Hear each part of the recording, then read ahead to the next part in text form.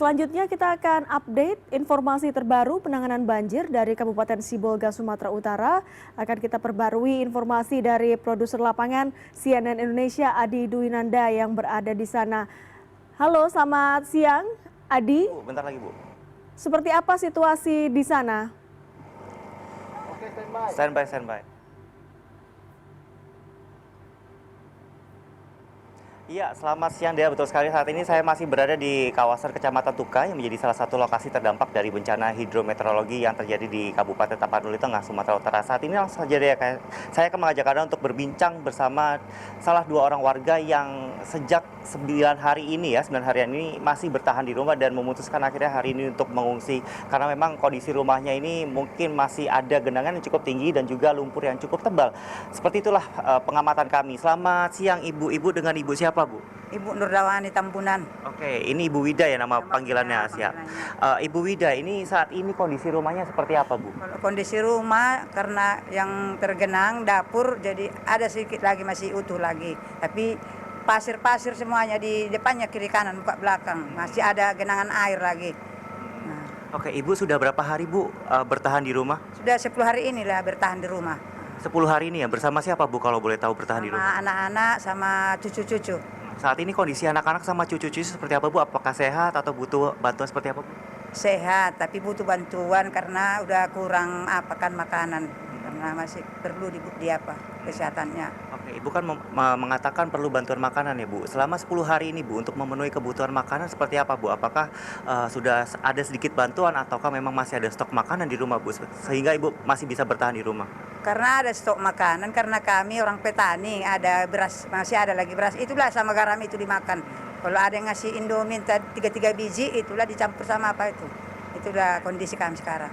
Oke, saat banjir kemarin terjadi Bu, kalau boleh diceritakan ini separah apa Bu di rumah Ibu? Setinggi apa Bu banjirnya Bu? Kalau di rumah kami setinggi inilah, setinggi apa ini kan. Tapi kalau di halaman semuanya hampirlah mobil. Jadi kami memang pindah karena ada yayasan di situ yang bertingkat, ke situlah kami pindah. Tidak di rumah bertahan, tapi malamnya kami di situ, paginya pulang ke rumah gitulah. Nah. Berarti artinya Ibu bertahan di salah satu rumah ya yang agak tinggi seperti itu untuk selama 10 hari ini? Iya. Ibu hari ini akan mengungsi atau bagaimana ini Bu? Kan mengungsi lah ke rumah anak saya di Sidempuan. Di Sidempuan? Karena was-was saya. Malam kan hujan, jadi saya nggak tenang lah tidur. Jadi datang anak saya ke rumah lah dulu kita, walaupun begini apa keadaannya. Ibu mengungsi di Padang ini gimana Bu caranya? Apakah ada jemputan atau seperti apa sih? Kalau sekarang belum ada jemputan, enggak tahu kami naik apa nanti. Entah jalan kakinya, entah kayak gitulah, enggak tahu, belum tahu. Belum tahu ya? Iya. Oke, mungkin satu pertanyaan terakhir Bu. Ibu harapannya apa Bu? Ini kan mungkin rumah Ibu masih ada lumpur yang cukup tebal, kemudian juga mungkin ada arus air ya Bu yang masih cukup deras. Tidak pala deras sekali lagi, tapi butuh bantuannya. Bantuannya maksudnya datanglah bantuan makanan, yang membersihkan rumah, itulah permintaan kami. Siap, terima kasih Bu Wida, semoga sehat selalu. Kita bergeser ya ke salah seorang warga lagi yang masih rumahnya juga masih terdampak cukup parah begitu ya. Ibu dengan Ibu siapa Bu? Ya Siria Lase. Ibu kalau boleh cerita Bu, ini dari titik saat ini kita berdiri ke rumah Ibu ini masih seberapa jauh? Oh, kami nggak ada punya rumah lagi. Udah habis rumahnya, semuanya lah nggak punya lagi. Tuh, cuma numpang di rumah saudara sekarang. Tuh tahulah nggak ada apa-apa lagi punya kami. Itu kami cuma mohon bantuan saja. Nggak punya kami makan yang dibantu-bantu apalah saudara gitu. Itu nggak tahulah kemana lagi. Ibu mohon maaf, selama ini kan sudah 9 hari ya Bu. Selama 9 hari ini Ibu tinggalnya di mana Bu? Di rumah saudara di Kayangan di sini. Tuh. Mohon maaf Bu Ibu sebelumnya, ini kita juga turut prihatin ya Bu dengan kondisi yang menimpa Ibu dan juga keluarga seperti itu. Saat Ibu mengungsi di rumah saudara ini, Ibu bersama siapa saja Bu satu keluarga? Oh, ada 5 orang kami, 3 anak, 2 kami sama suami. Itu tinggal di rumah saudara di Kayangan ini. Itu. Saat ini kondisinya seperti apa Bu? Keluarganya apakah sehat atau bagaimana Bu? Sehat, kalau sehat-sehat lah semua. Cuma kebutuhan lah kurang. Tuh. Ini kan kami juga mendapat informasi ya Bu, selama mungkin 1 minggu ini bantuan yang untuk datang di Kecamatan Tuka ini masih cukup minim. Ini kalau dari Ibu sendiri bagaimana Bu? Iya, cuman ada bantuannya, kasih apalah nasi dari dapur umum ada gitu. Siang sama sore aja. Cuman nasi do ada, nggak ada apapun campur, nggak ada gula apalah kawan nasinya. Cuman nasi itu aja. Itu. Saat ini Ibu ini tadi kan sempat berjalan ya Bu, ini mau kemana Bu? Ini tadi kami mau cari apa tempat tinggal. Jalan dari sini sampai ke sana lah tadi kira-kira 3 kilo gitu kami jalan ke sana. 3 kilo ya? Ah, Oke, satu pertanyaan terakhir Bu, Ibu harapannya apa sih Bu? Mungkin yang bisa dibantu oleh pemerintah atau masyarakat ini apa Bu yang saat ini paling dibutuhkan sama Ibu? apalah yang bisa dapat dibantu kami lah tempat tinggal ini. Oh, kebutuhan sehari-hari lah. Tuh, Ibu satu keluarga anaknya berapa orang Bu? 3 orang. 3 orang, umurnya berapa saja Bu? Oh, 1 anak SMK, 2 anak SD. Tuh, 3 orang anakku. 3 orang semuanya dalam kondisi selamat Ibu? Selamat. Oke, baik, terima kasih Bu atas waktunya berbicara dengan CNN Indonesia. Semoga ya nanti setelah kita melakukan wawancara ini mungkin ada bantuan mungkin dari pemerintah atau masyarakat sekitar untuk mungkin meringankan Ibu dan juga warga lainnya yang masih membutuhkan ya Bu di Kecamatan Tuka ini. Terima kasih Bu, sehat selalu, hati-hati Bu ya. Terima kasih berbincang. Ya, dia mungkin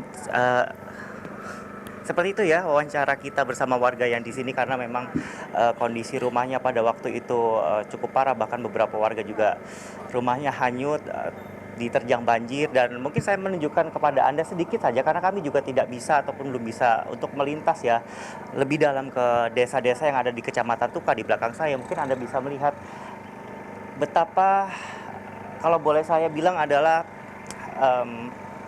parahnya seperti itu. Saya jujur tidak bisa membayangkan bagaimana saat itu banjir menerjang desa-desa yang ada di Kecamatan Tuka. Karena kalau misalkan saya berada di sini sesuai dengan pengamatan saya, ini kondisinya cukup parah sekali.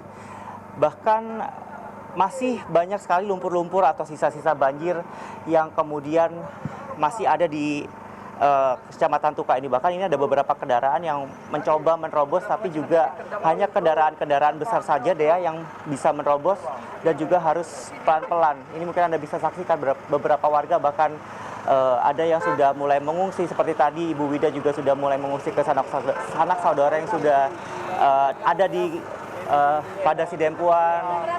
Ya, semoga Pak ya ada bantuan di sini. Ini adalah gambaran warga-warga di sini yang lalu lalang begitu ya dia untuk mencari pertolongan atau mencari bantuan. Ibu terima kasih, hati-hati ya Ibu, semoga sehat selalu. Oke.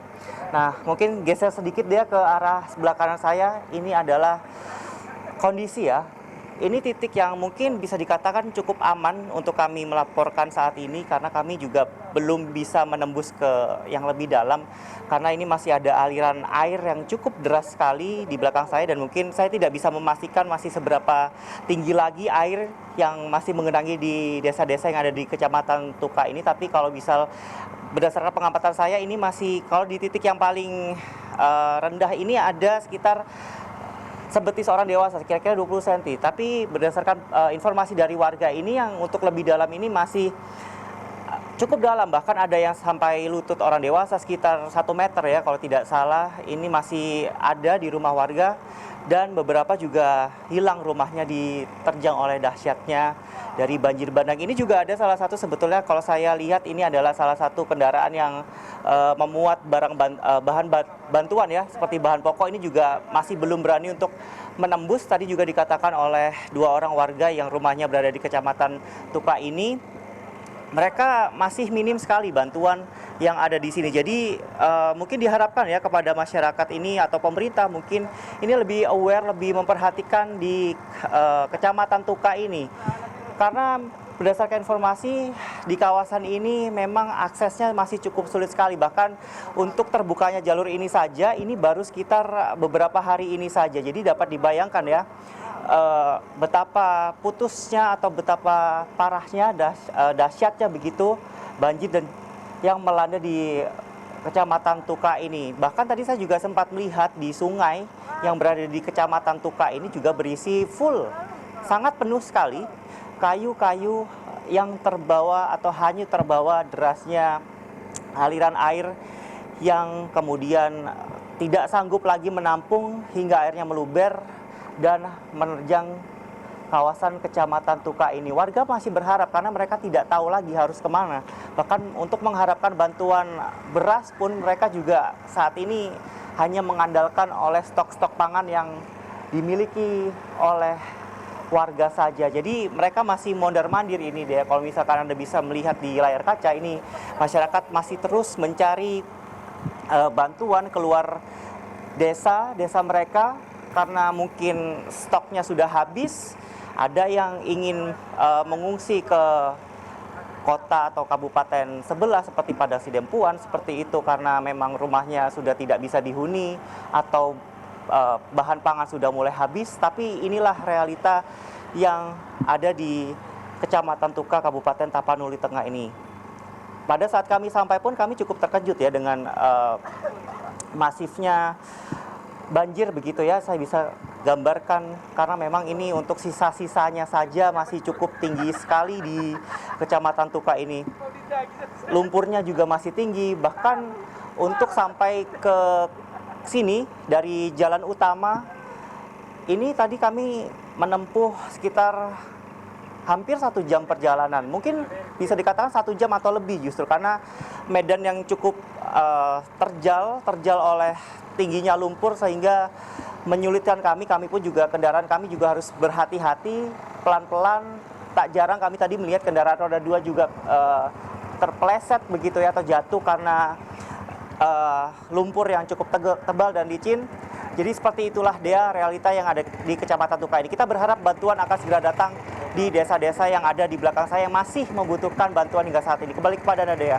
Baik, terima kasih laporan langsung Adi Dwinanda dari Kabupaten Sibolga, Sumatera Utara.